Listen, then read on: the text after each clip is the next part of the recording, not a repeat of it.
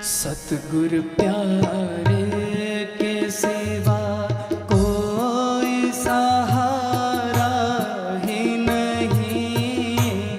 सतगुरु प्यारे के सिवा कोई सहारा ही नहीं। उस दयालु की दया। सुनो भाई, सबसे पहले तो आज मस्तानी मौज के जन्मदिन का भंडारा है। पूज्य मस्ताना जी का हुक्म था भी मेरा जन्मदिन, मस्तानी मौज का जन्मदिन अप्रैल के महीने में मनाना है। पूज्य मस्ताना जी बलूचिस्तान के अंदर रहते थे। वहाँ 9 साल की उम्र से ही पूजा पाठ, कीर्तन, बाहरी कर्म कांड ये सब करते रहते थे। पुराने जन्मों की भक्ति थी। एक बार किसी पंडित जी के पास जाने लगे। पंडित जी ने पूज्य मस्ताना जी से एक गाय ले ली और बदले में एक सत्यनारायण की फ़ोटो दे दी। पूज्य मस्ताना जी सत्यनारायण की पूजा करने लगे नित्य नेम से। दिल सच्चा था, अंदर करामातें आनी शुरू होगी। पूज्य मस्ताना जी के सिरहाने के नीचे हर रोज़ 1 रुपया रक्षा मिलता था। जो पूज्य मस्ताना जी बात बोलते थे पूरी हो जाती थी। पूज्य मस्ताना जी फिर ताबीज़ बना के देने लगे। दूर दूर से लोग पूज्य मस्ताना जी के पास आने लगे। जिस पंडित जी से पूज्य मस्ताना जी वो सत्यनारायण की फ़ोटो लेके आए थे, लोगों ने उसके पास जाना बंद कर दिया और पूज्य मस्ताना जी के पास आना शुरू कर दिया। एक दिन इसके बाद पूज्य मस्ताना जी के पास जब चढ़ावा ज़्यादा आने लग गया, प्रसाद ज़्यादा चढ़ने लग गया, तो पूज्य मस्ताना जी ने सत्यनारायण की जो फ़ोटो थी वो सोने की बनवा ली। सोने की बनवा के एक छोटा सा मंदिर बनवा लिया। उसके अंदर बैठ के पूजा पाठ करने लगे। दूर दूर तक चर्चे होने लगे। एक दिन पूज्य मस्ताना जी के पास मंदिर में एक फ़कीर आया। उसने पूज्य मस्ताना जी को बताया भी जब तक तेरे को कोई पूरा मुर्शद नहीं मिलता तब तक तू भक्ति के रास्ते पे, अध्यात्म के रास्ते पे चल नहीं सकता। अगर तेरे को कोई पूरा मुर्शद ना मिला तो तू सीधा नरकों में जाएगा। पूज्य मस्ताना जी ने वहीं बैठे बैठे सोचा भी ये फ़कीर पाखंडी है, मेरे पास इतनी करामातें हैं, मैं नरकों में कैसे जा सकता हूँ। पर अंदर ही अंदर ख्याल आया भी क्या पता इसके अंदर कोई चीज़ बोलती हो, कोई पहुंचा हुआ फ़कीर हो। मैं इसको चाय पानी पिलाता हूँ, मिठाई खिलाता हूँ, इसकी सेवा करता हूँ। चाय बनाने के लिए पूज्य मस्ताना जी मंदिर से बाहर गए। जाते जाते ख्याल आया भाई अगर ये फ़कीर ठग हुआ, सोने की मूर्ति रखी है सत्यनारायण की, अगर उसको उठा के ले गया, चोरी कर गया तो फिर क्या होगा। वापस आए पूज्य मस्ताना जी, मंदिर के बाहर ताला लगा दिया भाई कहीं ये अंदर से चोरी करके ना ले जाए। चाय बना के लेके आए, दरवाज़ा खोला तो अंदर वो फ़कीर नहीं था। पूज्य मस्ताना जी बैठ के सोचने लगे भी ये तो मेरे से भी ज़्यादा करामात वाला फ़कीर था। फिर मुर्शद की तलाश में जगह जगह घूमते रहे। पूज्य मस्ताना जी ने 9 गुरु बनाए, पर कहीं भी तसल्ली ना हुई। एक फ़कीर के पास गए, वो कहने लगा भी मेरे पास ऐसा मंत्र है, तेरे पास प्रसाद की थाली आने लग जाएगी। एक फ़कीर के पास गए, वो कहने लगा मेरे पास ऐसा मंत्र है, अगर तू उसका जाप करेगा तो हवा में उड़ने लग जाएगा। पूज्य मस्ताना जी ने सोचा भी मैं हवा में उड़ के क्या करना है, मेरे पास तो पहले करामाते हैं, मेरे को तो कोई पूरा गुरु चाहिए, पूरा मुर्शिद चाहिए। फिर वही फ़कीर जो पूज्य मस्ताना जी के पास मंदिर में आया था, सपने में फिर पूज्य मस्ताना जी को दर्शन दिए और कहा भी तू आगरे आ जा। पूज्य मस्ताना जी घूमते घूमते आगरे गए। आगरे के अंदर बहुत तलाशा कि भी कोई पूरा फ़कीर मिल जाए, क्योंकि एड्रेस का पता नहीं था, कोई नाम का पता नहीं था। घूमते घूमते एक दिन रात को सोए हुए थे, सपने में फिर वही फ़कीर आया भी तू ब्यास डेरे में आ जा। फिर पूज्य मस्ताना जी ट्रेन से ब्यास गए। अब आगे डेरे का पता नहीं था। स्टेशन पे बैठे थे, वहाँ एक आदमी मिला, उससे बातचीत हुई, वो ब्यास डेरे में ले गया।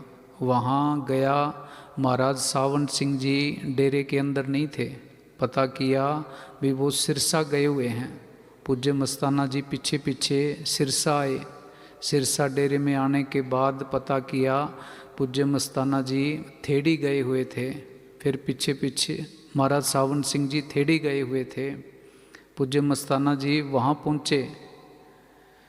जब महाराज सावन सिंह जी के दर्शन किए तो महाराज सावन सिंह जी को पहचान लिया भी ये तो वही फ़कीर है जो मेरे को सपने में दर्शन देता है। जब पूज्य महाराज सावन सिंह जी से मिले, महाराज सावन सिंह जी अपने सेक्रेटरी के साथ बातें कर रहे थे भी कबीर साहब की, गुरु नानक देव जी की पुरानी रूहें उधर बलोचिस्तान के अंदर बहुत हैं, उनको भी यहाँ लेके आना है। पूज्य मस्ताना जी ने ये बातें सुनी, अंदर से और ज़्यादा तसल्ली होगी। महाराज सावन सिंह जी ने पूछा अभी तू कहाँ से आया है। पूज्य मस्ताना जी ने बेनती की कि जी आप ही तो मेरे को लेके आए हो, अब मेरे से पूछते हो भी तू कहाँ से आया है। महाराज सावन सिंह जी ने फरमाया भी ये कोई मस्ताना है। फिर पूज्य मस्ताना जी ने बेनती की कि जी मेरे को नाम बख्शो, अंदर सतगुर बख्शो, तसल्ली बख्शो। महाराज सावन सिंह जी ने फरमाया भी सतगुर तेरे अंदर है। पूज्य मस्ताना जी ने फरमाया भी मैं सत्यनारायण की पूजा करता हूँ।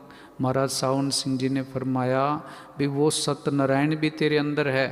जब पूज्य मस्ताना जी ने नाम मांगा, बेनती की, महाराज सावन सिंह जी ने फरमाया भी पहले तू तेरे मंदिर को गिरा के आ, आत्मा को परमात्मा से जोड़ना है,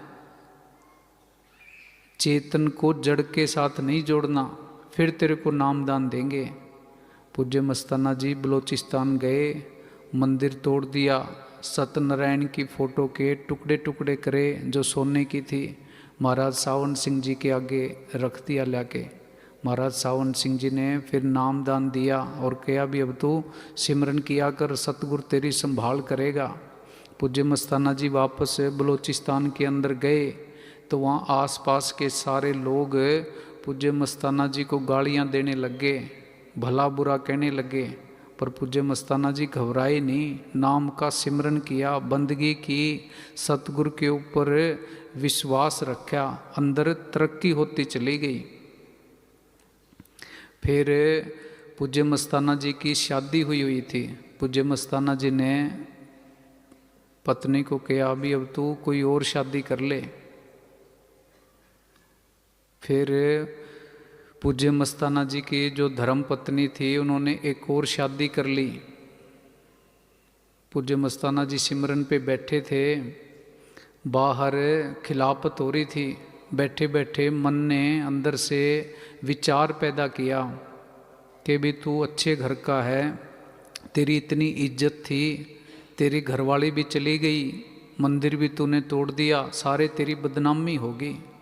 फिर पूज्य मस्ताना जी ने क्या किया, एक गधा लिया, अपना काला मुंह किया, गधे के ऊपर बैठ के गांव का चक्कर लगाया, 50 रुपए की मिठाई मंगवाई, कभी जो भी मस्ताने को माँ बहन की गाली दे उसको मिठाई देनी है।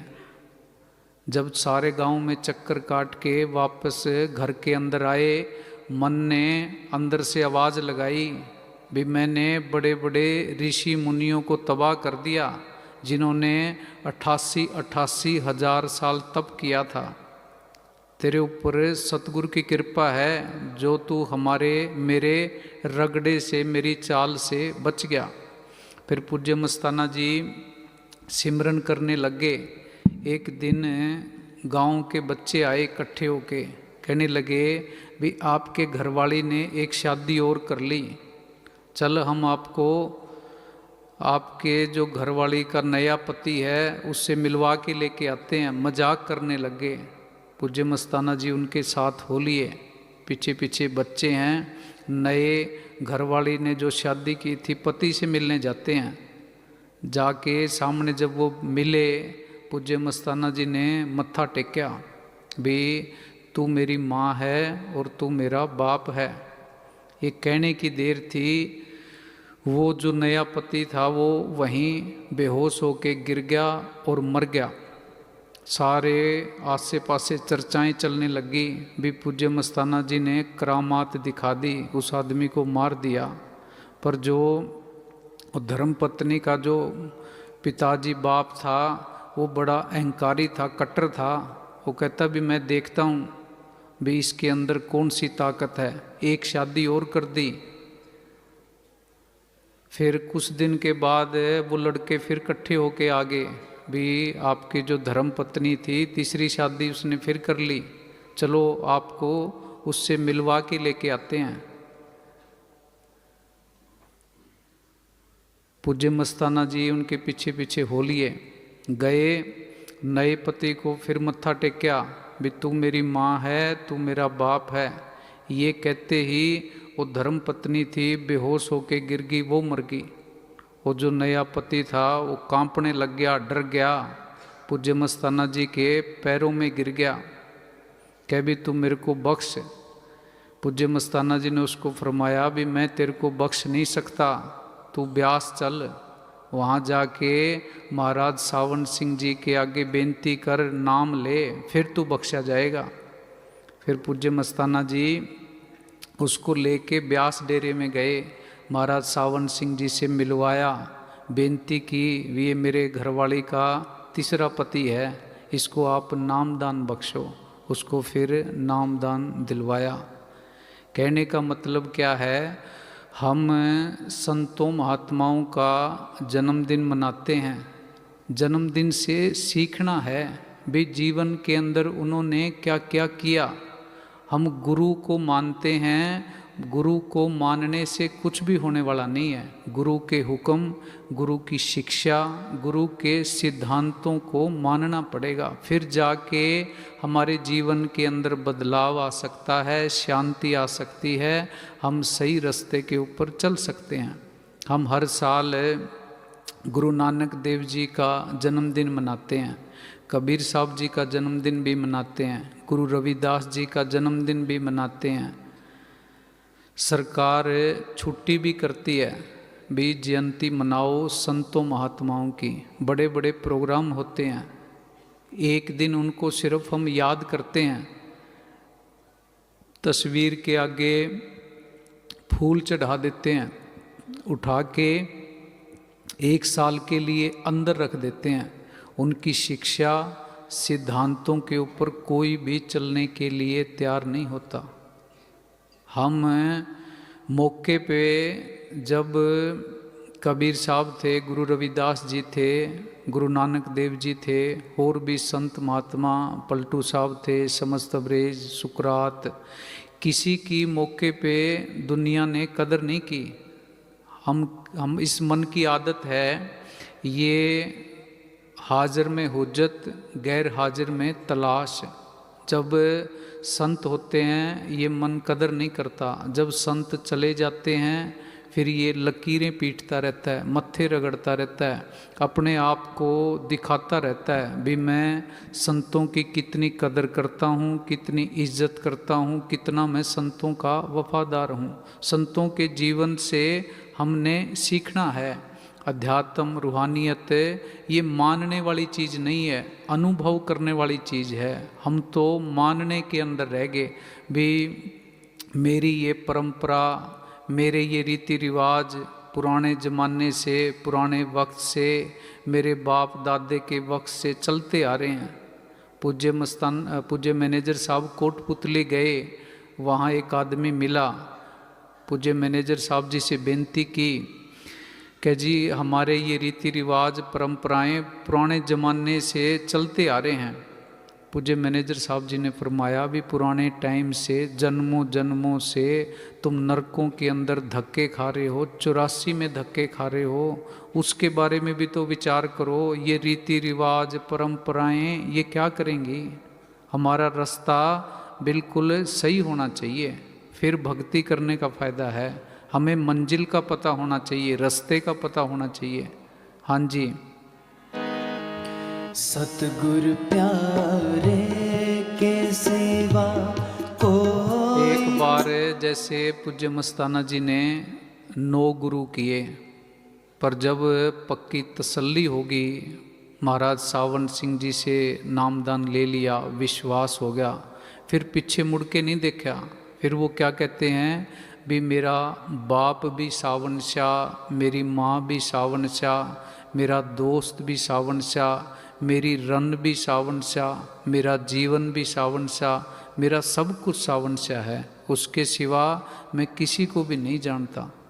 हम क्या करते हैं? हम भी ये करते हैं, हम कहते हैं भी मेरे लिए सब कुछ गुरु नानक देव जी है, मेरे लिए सब कुछ पूज्य मस्ताना जी है, मेरे लिए सब कुछ पूज्य मैनेजर साहब, पूज्य वकील साहब जी हैं, ये कह देते हैं। पर हमारा इश्क सच्चा नहीं है, उनके वचनों को मानने के लिए तैयार नहीं है।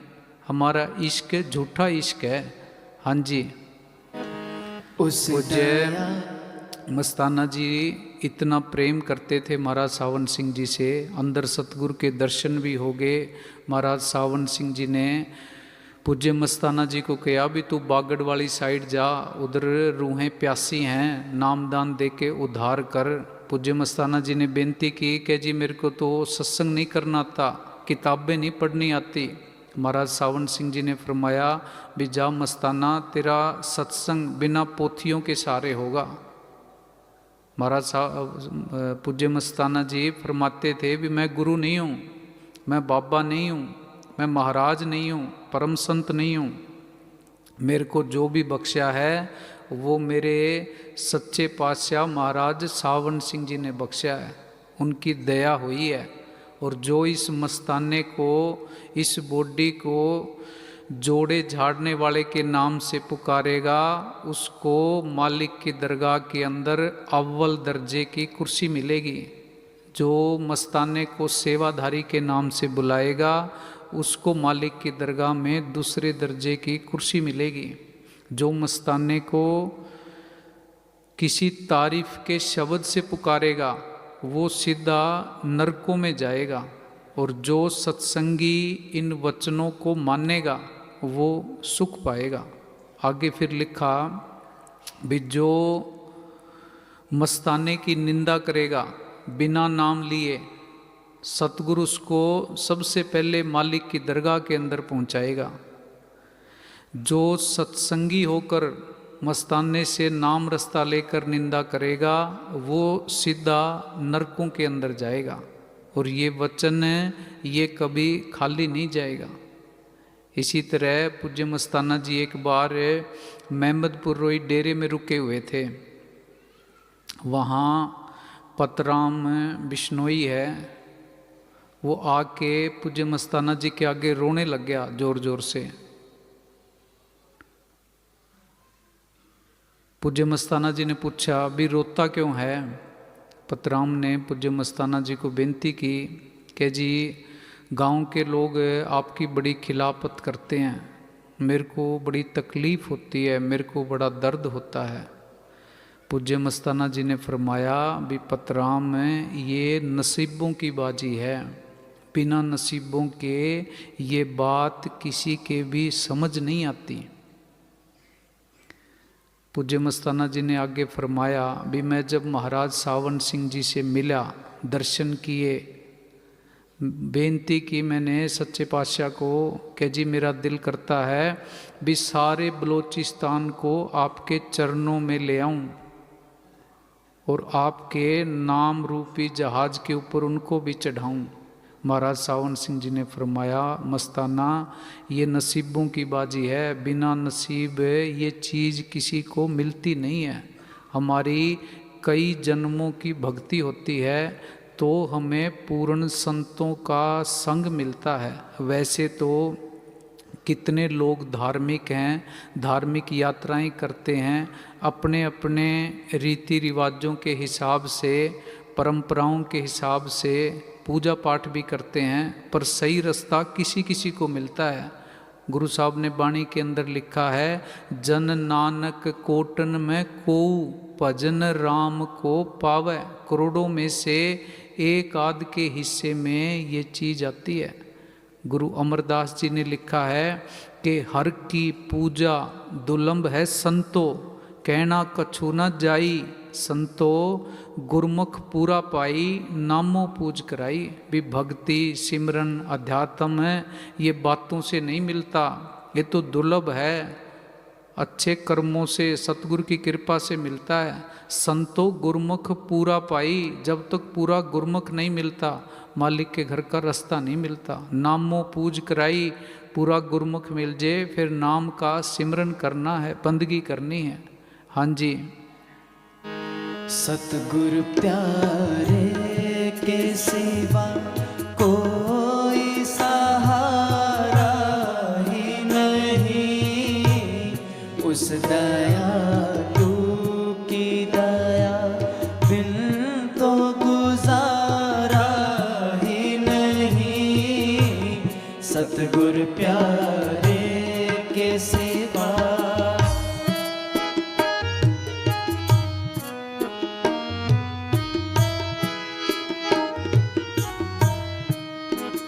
उस सतगुरु के बिना हमारा कोई भी सच्चा साथी नहीं है, कोई भी सच्चा हम सफ़र नहीं है। बाहर जितने भी बंधनों के अंदर हम जकड़े हुए हैं, रिश्ते नातों के अंदर फंसे हुए हैं, सब झूठ की बुनियाद के ऊपर टिके हुए हैं। मतलब ख़त्म हुआ, कोई भी किसी का नहीं है। हमने उसको नमस्कार ही करनी है। जिससे ठाकुर स्यों नाही चारा, ताको कीजै सद नमस्कारा। सदा उसको नमस्कार ही करनी है, उसके आगे बेनती ही करनी है। पर हमारा जीवन बीत जाता है, हमारे ये बात समझ में नहीं आती। हमें बाकी सब कामों की चिंता है, सिमरन की, बंदगी की, अध्यात्म की, इसकी चिंता नहीं है। हम कहते हैं कि मैं बड़ा शाना हूँ, बड़ा बुद्धिमान हूँ। शाना वो है जो अपने आप की खोज करता है, अपने आप को जानने की कोशिश करता है। हम तो दुनिया को सुधारने के चक्कर में भागे फिरते हैं। पहले अपने आप को सुधारो, फिर दुनिया को सुधार सकते हैं। ये मन धोखा देता है, ये नज़र अपने अंदर की तरफ जाने नहीं देता, दुनिया की तरफ नज़र रखता है। हाँ जी। कौन कहता शुरू तो बोल।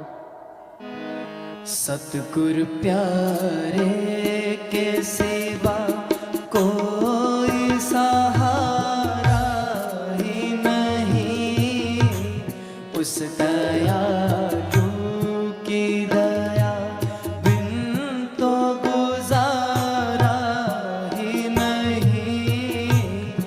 सतगुरु ये देखो उस सतगुरु पत्थर के अंदर जीवों के खाने का बंदोबस्त करता है।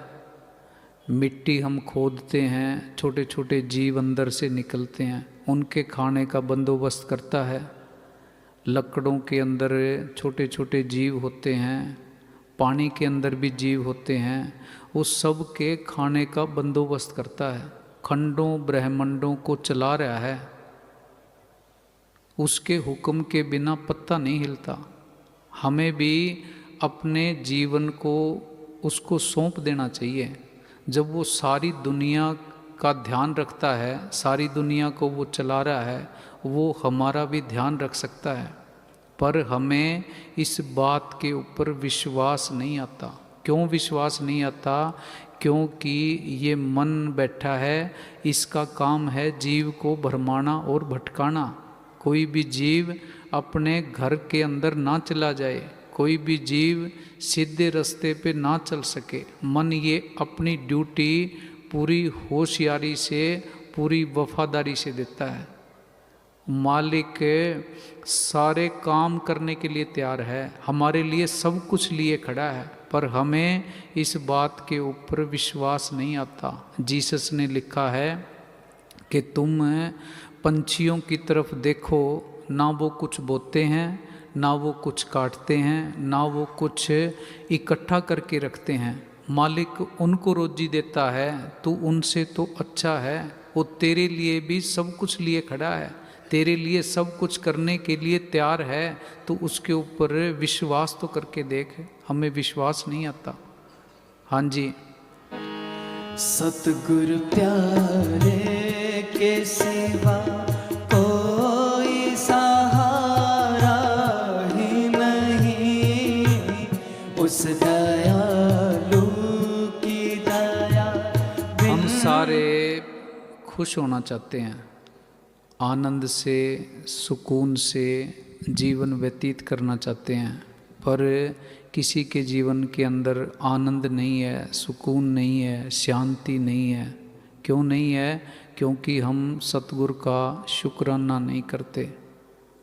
बाद में पछतावा रहेगा। हम ये भी एक पाप कर रहे हैं। हमें जीवन मिला था मस्ती के साथ गुजारने के लिए, सिमरन करने के लिए, बंदगी करने के लिए, अपना छुटकारे का बंदोबस्त करने के लिए। हम यहाँ आके फंस गए। हमने बचपन के अंदर जब खुश रहना था, उस टाइम भी मन ने हमें नई नई स्कीमें बता दी, उस प्लान को, योजना को स्थगित कर दिया। जब जवानी आई, खुशी के गीत गाने थे, सुकून में रहना था, शांति में रहना था, हमने उस योजना को भी स्थगित कर दिया। बुढ़ापा आया, बुढ़ापे में भी खुश रहना था, शांति लेनी थी, हमने उसको अगले जन्म के लिए उस योजना को स्थगित कर दिया। हमारी आदत पड़ गई आगे से आगे योजना को स्थगित करने की। जीवन के अंदर सुकून, शांति, ठहराव नाम की कोई चीज़ ही नहीं है। इंसान का जन्म ले लिया, मिला, आनंद प्राप्त, शांति प्राप्त, सुकून प्राप्त करने के लिए मिला था। हमने जीवन को नरक बना रखा है। क्यों? अपने जीवन की ठेकेदारी खुद के हाथ में ले रखी है। ठेकेदारी छोड़नी पड़ेगी। ठेकेदारी जिसकी है उसी को सौंप दो, जीवन आसान हो जाएगा, शांति भी आ जाएगी, आनंद भी मिल जाएगा। हाँ जी। उस दयालु की दया बिन तो गुजारा ही नहीं, सतगुरु प्यारे के सेवा।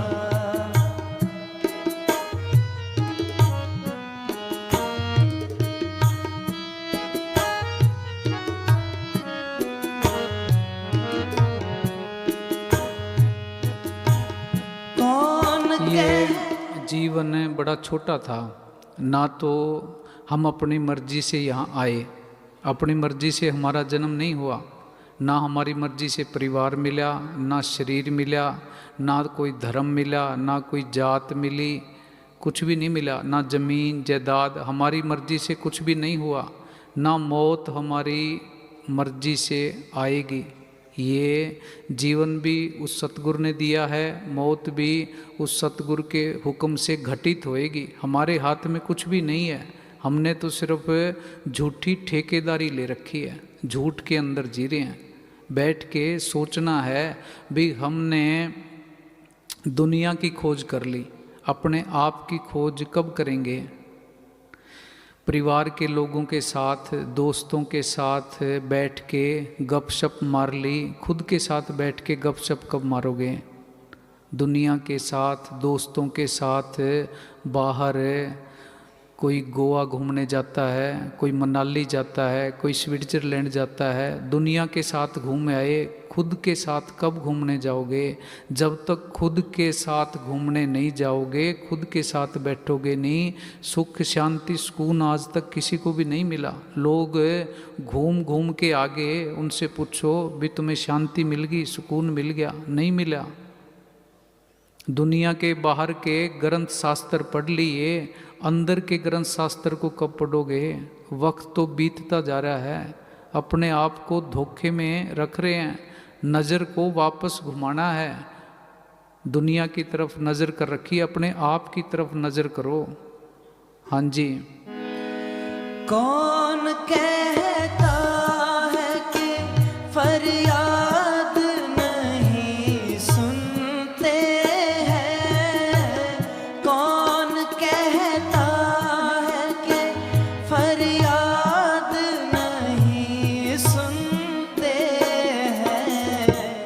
वो तो सुनते हैं मगर हमने पुकारा ही नहीं।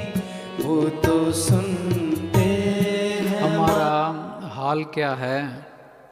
कई बारी हम इतनी टेंशन में रहते हैं, गाड़ी चला रहे होते हैं, गाड़ी 5-7 किलोमीटर आगे चली जाती है, जब ध्यान आता है हमें ये पता ही नहीं होता भी गाड़ी कहाँ चल रही है। घर के अंदर रोटी खा रहे होते हैं, ध्यान कहीं और होता है। खुद के साथ बैठ के रोटी कब खाओगे? खुद के साथ बैठ के चाय कब पियोगे? बाथरूम के अंदर नहा रहे होते हैं, सिर पे पानी डाल रहे होते हैं, ध्यान कहीं और होता है। कभी सिर में टूंटी लग जाती है, कभी पैर तिसल जाता है, कभी कोई और चीज़ लग जाती है। हमारे पास ना खुद के साथ नहाने का वक्त है, ना खाने का वक्त है, ना सोने का वक्त है, ना बैठने का वक्त है। हम तो भीड़ की तरफ भाग रहे हैं, भीड़ के अंदर भेड़ें जाती हैं। अगर हमें भी भीड़ पसंद है तो हम इंसान कैसे हुए? हम सिर्फ इंसान योनि के अंदर आए हुए हैं, इंसान नहीं है। इंसान वो है जो अपने आप को जानता है। जो अपने आप को ही नहीं जानता, जिसको खुद का ही ज्ञान नहीं है, हम उसको इंसान कैसे कह सकते हैं? जब तक इंसान अपने आप को जान नहीं पाता, अपने अंदर झांक कर उस ताकत को नहीं देखता जो इसके अंदर काम कर रही है, तब तक यह अपने आप को पूर्ण इंसान और सबसे बड़ी ताकत कहलाने का अधिकारी नहीं हो सकता। ऐ इंसान, तेरे अंदर एक अजीब खजाना है, तू सब विद्याओं का भंडार है। दोनों लोक तू खुद आप है, बल्कि तू खुद खुदा है। अगर तू वास्तव में इंसान कहलाना चाहता है तो अपने आप को पहचान। हम अपने आप को पहचान ही नहीं पाए, वैसे अपने आप को कहते फिर रहे हैं भी मैं इंसान हूँ, मैं इंसान हूँ। इंसान नहीं है जो अपने आप को जानता ही नहीं है। जानवरों में और हमारे में फ़र्क क्या है? खाना पीना, सोना, बच्चे पैदा करना, ये जानवर भी करते हैं। मालिक ने हमें विवेक दी है, बुद्धि दी है, उसका इस्तेमाल करना है, खुद की खोज करनी है, खुद की तहकीकात करनी है।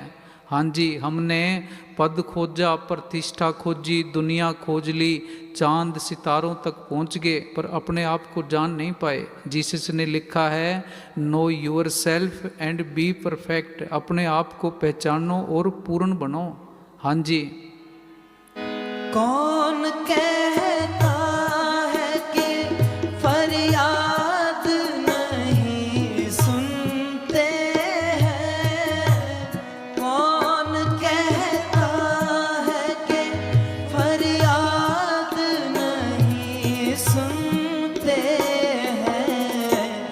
वो तो सुनते हैं मगर हमने पुकारा ही नहीं। वो तो सुनते हैं मगर हमने। ये बैठ के खुद विचार करो भी हमने सतगुरु को पुकारा कब है। हम तो भक्ति भी मंदिर मस्जिद तीर्थों पे धार्मिक स्थानों पे जाते हैं, किस लिए जाते हैं? डर के मारे जाते हैं। खुशी से कोई सिमरन नहीं करता, बंदगी नहीं करता। किस लिए जाते हैं? भी घर के अंदर कोई बीमारी ना आए, बच्चे स्वस्थ रहें, दुकान बढ़िया चलती रहे, खेती बढ़िया होती रहे, पशु ठीक रहें। इन चक्रों के अंदर उलझे पड़े रहते हैं और मालिक के साथ भी ठगी करते हैं, व्यापार करते हैं। भी घर के अंदर लड़का हो जे मैं 1.25 मणि चढ़ाऊँगा, मैं गंगा जी नहा के आऊँगा, मेरा ये काम हो जे मैं मंदिर के बाहर नलका लगवा दूंगा। मतलब कितनी इंसान है, कितना चालाक है, कितना चतुर है, कितना शातिर है, शैतान है। भी उस सतगुरु के साथ भी हम ठगी करते रहते हैं, व्यापार करते रहते हैं, बिजनेस करते रहते हैं। भी तू पहले मेरा ये काम कर, फिर मैं तेरे मंदिर के बाहर नलका लगवाऊंगा। भी जैसे वो सतगुरु इतना भूखा है, इतना नंगा है, भी उसको अगर नलके की ज़रूरत है, जब वो तेरे घर लड़का पैदा कर सकता है, तेरे घर की बीमारियां दूर कर सकता है, क्या वो अपने घर के अंदर मंदिर में, मस्जिद में, किसी धार्मिक स्थान पे वो एसी नहीं लगवा सकता? क्या वो नलका अपना नहीं लगवा सकता? हम कितने भ्रम के अंदर जी रहे हैं, झूठ के अंदर जी रहे हैं। वो सतगुरु दर्शन कैसे दे, वो दया मेर कैसे करे?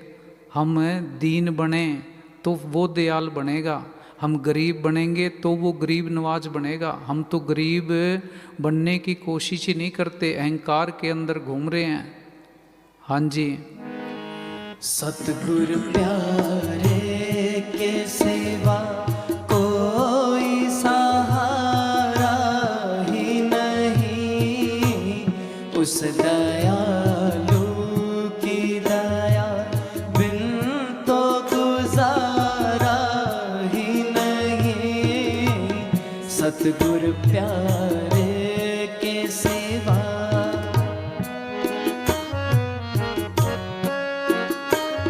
उसके सिवा पहले भी बेनती की थी, फिर बेनती कर रहे हैं। ना कोई साथी है, ना कोई दोस्त है, ना कोई रिश्ते नाते हैं। उस सतगुरु का शुक्राना करना है। बाहर कई लोग घर बार छोड़ के ज़्यादा सिमरन बंदगी की तरफ लग जाते हैं। बहुत सारे लोग बातें करते हैं। हम भी कई घरों में जाते हैं, पूछते हैं भी क्या करता है, कि जी मैं ईमानदारी से अपनी नौकरी करता हूँ या ईमानदारी से खेती करता हूँ, बच्चों को पालता हूँ, अपने माँ बाप की सेवा करता हूँ। माँ बाप की सेवा से, ईमानदारी से बच्चे पालने से कोई बड़ा धर्म नहीं है, कोई बंदगी नहीं है। मेरे लिए यही सिमरन है। बहुत अच्छी बात है, इससे आगे भी चलना है। मैट्रिक के बाद +1 +2 आगे कॉलेज में भी एडमिशन लेना है। बाहर इस पिंडे के जो माँ बाप थे उनकी भी लोग आजकल कदर नहीं करते। चलो कुछ लोग कदर करते हैं, उस सतगुरु की उसकी भी तो कदर करनी है। 9 महीने पेट के अंदर जब बाहर के कोई माँ बाप नहीं थे, उसने हमें पाला पलोसा है, उसका भी तो शुक्राना करना है। उसको सब भूल गए। बाहर वालों को भी फॉर्मेलिटी दिखाने के लिए सेवा करते हैं। दिल से बड़े कम लोग हैं जो माँ बाप की सेवा करते हैं। जब माँ बाप होते हैं हम क्या करते हैं, उनको नहीं पूछते। थोड़ा बहुत आते जाते हाल चाल पूछ लिया। जब वो चले जाते हैं फिर अंदर ये भाव पैदा होता है, विचार आता है भाई इनकी सेवा नहीं कर सका। फिर अंदर से गलानी महसूस होती है। इसलिए इंसान नहीं रोता वो चले गए, इसलिए रोता है भी इनकी मौके पे मैं संभाल नहीं कर पाया। फिर वो चले जाते हैं, हम क्या करते हैं, पितरों की सेवा करते हैं, दान करते हैं। जिस दिन उनकी पुण्यतिथि होती है पंडितों को बुला के जिमाते हैं। माँ बाप को रोटी नहीं दी, फिर पंडितों को खाना खिलाते हैं, श्राद्ध करते हैं, फिर फॉर्मेलिटी सारी करते हैं, मौके पे कदर नहीं करते। आजकल तो उनकी भी कदर करनी बंद होगी, सतगुरु की कदर करनी है। सतगुरु सच्चा बाप है। हाँ जी, वो सतगुरु बिना स्वार्थ के, बिना मतलब के हमारे से प्यार करता है और हमारे लिए सब कुछ लिए खड़ा है। देरी हमारी तरफ से है, वो देने के लिए तैयार है, पर हमने सतगुरु की तरफ पीठ कर रखी है, दुनिया की तरफ मुंह कर रखा है। सतगुरु दे कैसे, हम कुएं के अंदर पड़े हैं। सतगुरु ने बाहर से रस्सी डाल दी कि भी तू पकड़ ले, बाहर खींच लेते हैं, नाम दान दे दिया भी तू सिमरन कर। हम रस्सी भी पकड़ने के लिए तैयार नहीं हैं। कबीर साहब ने लिखा है, कबीर साचा सतगुरु क्या करे, जो सिखा में चूक। पूरा सतगुरु भी क्या करे, जो सिख उस चीज़ को लेने के लिए तैयार ही ना हो। अगर समुंदर के पास आके भी हम प्यासे रहे तो इसमें समुंदर का क्या कसूर है। डेरे के अंदर साधु आते हैं सिमरन के लिए, बंदगी के लिए, सेवा के लिए। 4-5 साल रहते हैं, मन भटकाना भरमाना शुरू कर देता है। रास्ते से जिस मकसद के लिए डेरे आए थे वो मकसद भूल जाते हैं, लक्ष्य को भूल जाते हैं। मन माया इसके चक्कर में, काल उनको चक्कर में डाल देता है, गुमराह हो जाते हैं। पूज्य मस्ताना जी ने 18 अप्रैल को चोला छोड़ा था।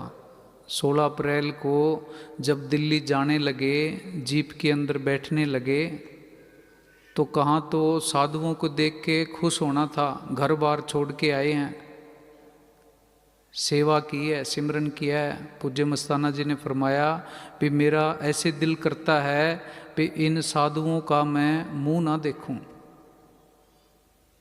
पूज्य मैनेजर साहब जी को फरमाया भी इन्होंने, किसी ने तेरा साथ नहीं देना, एक प्रकाश साधु नया है, वो तेरा साथ दे तो दे।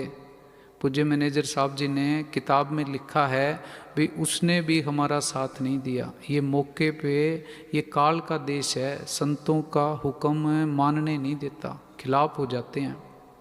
हाँ जी, हम नमक चोर पहले वाली, पहले अंतर बोल। कौन कहता है कि फरियाद नहीं सुनते हैं। ये घर बार का छोड़ना, परिवार को छोड़ना, ये तपस्या नहीं है। जिसने घर बार छोड़ दिया या अलग अलग तरह का भेष बना लिया, उसको साधु नहीं कहते। साधु वो है जो घर बार के अंदर रहते हुए अंदर से बीमारियों को निकाले। घर बार का छोड़ना ये साधु तो नहीं है, साधु नहीं है। महाराज सावन सिंह जी सत्संग के अंदर फरमाते होते थे कि घर बार छोड़ के बंदगी करना, सिमरन करना, साधना करना, सिमरन करना, ये कोई बहादुरी का काम नहीं है। घर बार के अंदर रहते हुए कर्मों का भुगतान करते हुए सिमरन करना, बंदगी करनी, ये बहादुरी का काम है। हाँ जी, छोड़ना तो था काम, क्रोध, लोभ, मोह, अहंकार, ईर्खा, निंदा, चुगली, नफरत, छोड़ दिया घर बार। उससे क्या होगा? ये पांचों चोर तो अंदर ही बैठे हैं, बीमारी तो अंदर बैठी है, घर बार छोड़ने से क्या हो जाएगा? हाँ जी, कौन कहता है कि फरियाद नहीं सुनते हैं। कौन कहता है कि फरियाद नहीं सुनते हैं। वो तो सुनते हैं। हमने दिल से नहीं पुकारा, तड़प सच्ची नहीं है। हम सिमरन करते हैं बच्चों का, दुश्मनों का, पशुओं का, दुकान का, फैक्ट्री का, व्यापार का, नौकरी का। सतगुरु का सिमरन नहीं करते। सतगुरु का सिमरन करेंगे तो वो सतगुरु तो हाजिर खड़ा है, आओ मेरे राजा, आओ मेरे दाता। वो तो राजा कहने के लिए तैयार है, दाता कहने के लिए तैयार है। हाँ जी। वो तो सुनते हैं मगर हमने पुकारा ही नहीं। और कलयुग है, सही रास्ता बताने वाला कोई टीचर, अध्यापक, मुर्शद ये कोई बिरला है। बाहर हर जगह धर्म की बात हो रही है, मजहबों की बात हो रही है, जात पात की बात हो रही है, सतगुरु की बात कोई भी नहीं करता। हाँ जी। वो तो सुनते हैं मगर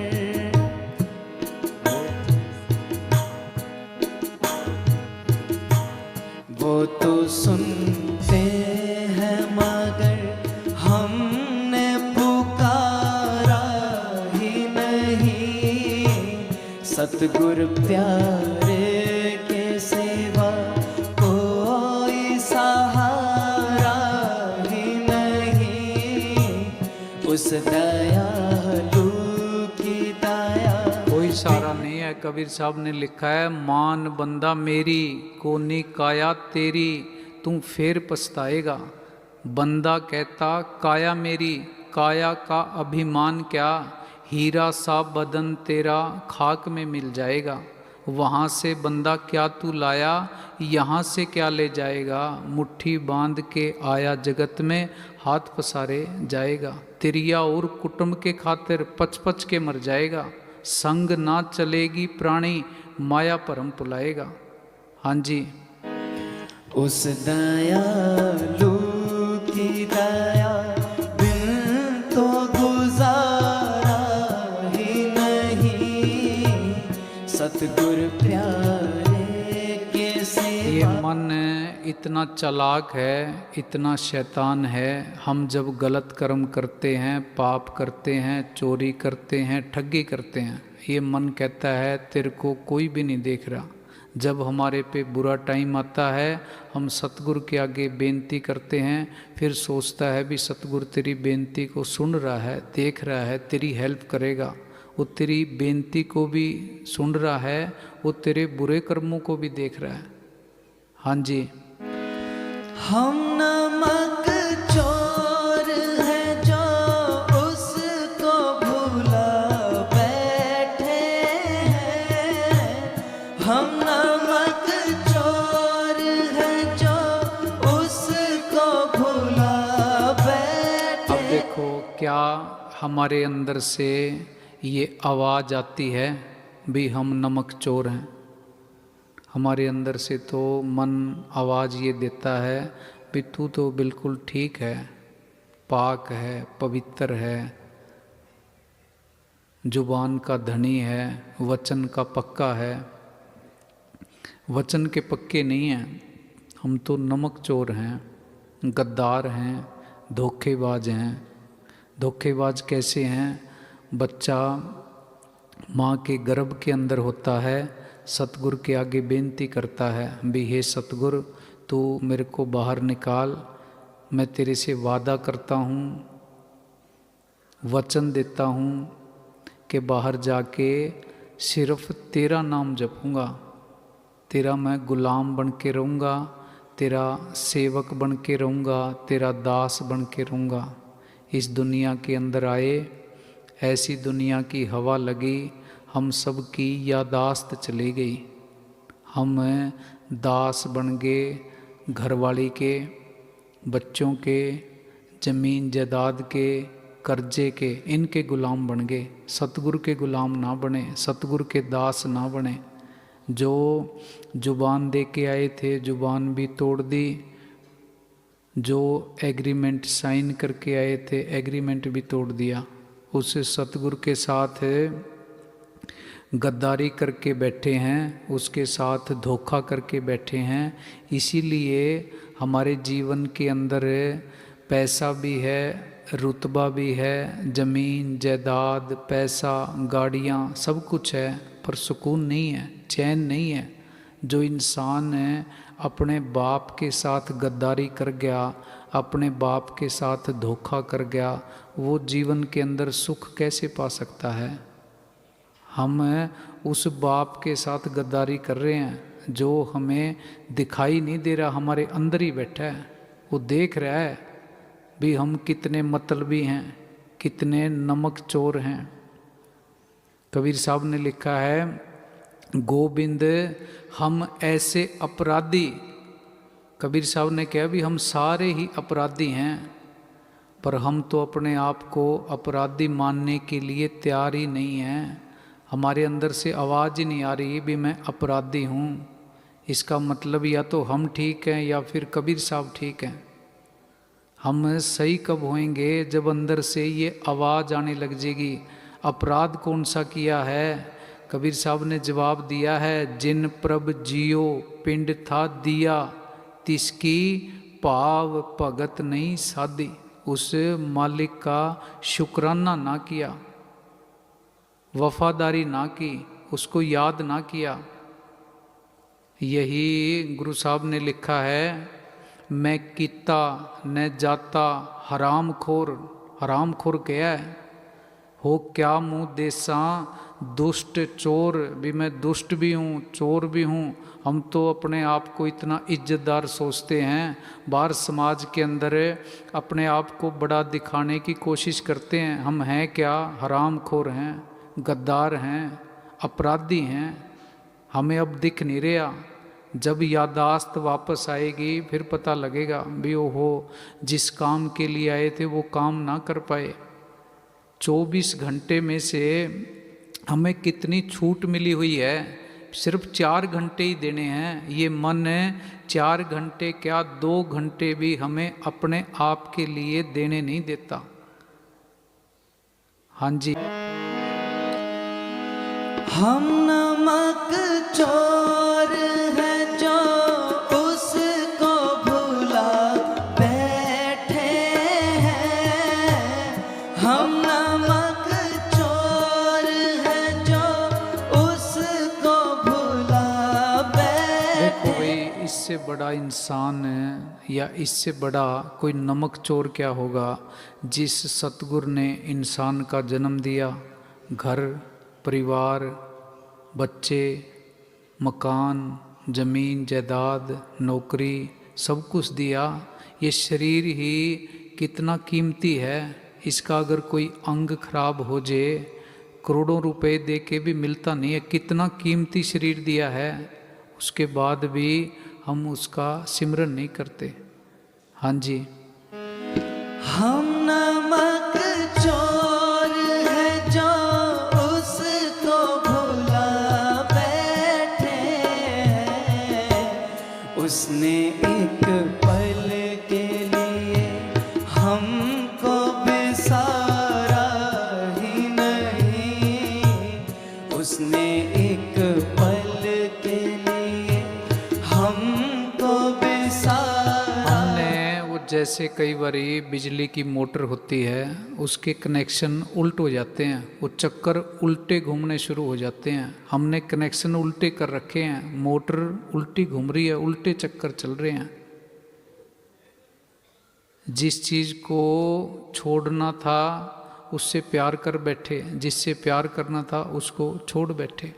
हाँ जी, सतगुरु प्यारे के सिवा ये जीवन व्यापार, नौकरी या खेती के लिए नहीं है। नौकरी, व्यापार, खेती ये जीवन के लिए हैं। हमने जीवन को इनके अंदर झोंक दिया, रात दिन बावले होके भागे फिर रहे हैं। हाँ जी, सतगुरु प्यारे के सिवा कोई सहारा ही नहीं। उस दयालु की दया बिन तो गुजारा ही नहीं। सतगुरु प्यारे के सिवा।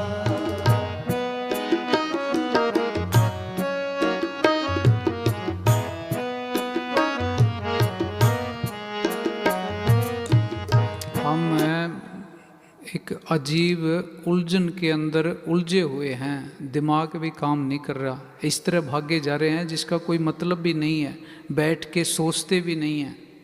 हमारी हालत कैसी है, जैसे एक बार कई कुत्ते भागे जा रहे थे, वो उससे आगे, वो उससे आगे, वो उससे आगे। रास्ते में एक आदमी मिला, भी कहाँ जा रहे हो?